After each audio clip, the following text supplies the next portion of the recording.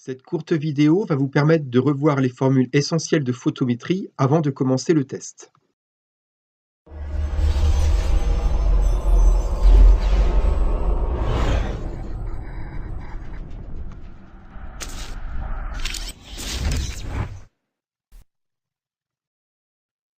Prenons une ampoule qui est alimentée par de l'électricité. Elle consomme donc une puissance électrique P en watts. Cette ampoule va générer un flux lumineux et ce flux lumineux s'exprime en lumen. Il est noté par la lettre grecque phi. Bien sûr, on sera satisfait si cette ampoule génère beaucoup de flux lumineux en consommant peu de puissance électrique.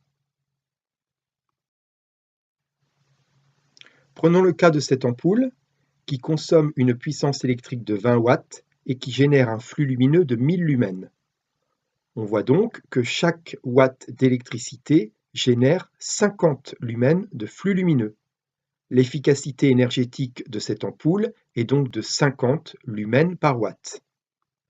La relation entre le flux lumineux K et P est la suivante.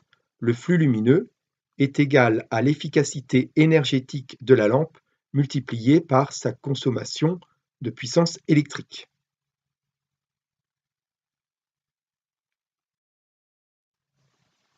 Maintenant, prenons le cas de deux ampoules qui émettent le même flux lumineux phi. Dans la première configuration, l'ampoule émet son flux lumineux dans toutes les directions de l'espace. Dans ce cas-là, on va dire qu'elle rayonne son flux lumineux dans un angle solide qui vaut 4π. Pour l'œil humain, cette ampoule aura une certaine intensité lumineuse. Maintenant, prenons la même ampoule, mais on va canaliser le flux lumineux pour qu'il soit réparti dans un angle solide qui est plus petit que 4π. On imagine aisément que l'intensité lumineuse sera plus forte sous la lampe. Voilà pourquoi on a défini la notion d'intensité lumineuse notée par la lettre I. Pour calculer la valeur de l'intensité lumineuse de notre lampe, il suffit d'appliquer la formule suivante. L'intensité lumineuse égale le flux lumineux divisé par l'angle solide dans lequel se répartit ce flux lumineux. L'intensité lumineuse s'exprime en candela, le flux lumineux est en lumen et l'angle solide est en stéradian.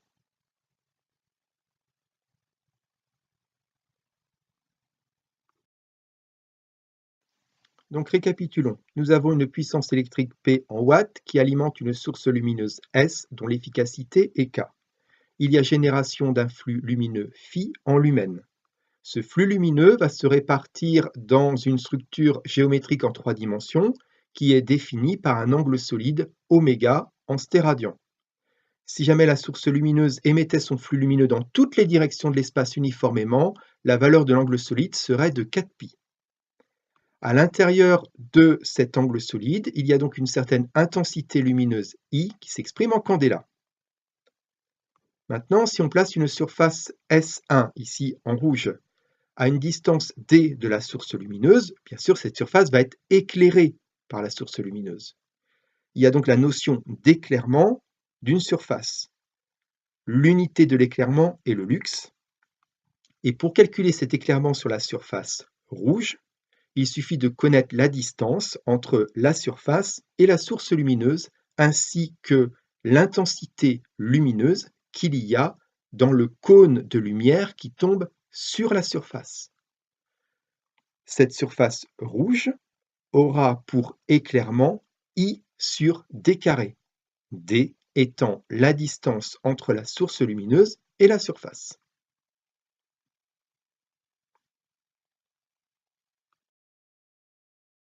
L'éclairement peut aussi se définir de la façon suivante. La surface verte ici représente finalement à la distance d de la source lumineuse la surface sur laquelle se répartit tout le flux lumineux lorsque l'on est à une distance d de la source lumineuse S. Tous les points de la surface verte sont à la même distance, on va considérer ça en approximation, de la source lumineuse S. Donc tous les points de cette surface verte ont le même éclairement.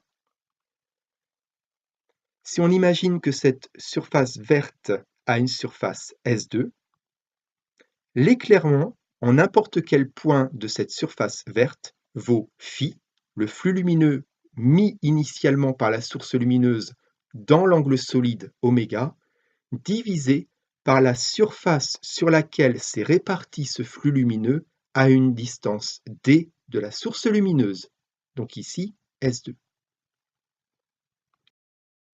Si on place la surface S1, la surface rouge, à une surface d de la source lumineuse, bien sûr, cette surface rouge va recevoir le même éclairement que n'importe quel point de la surface verte.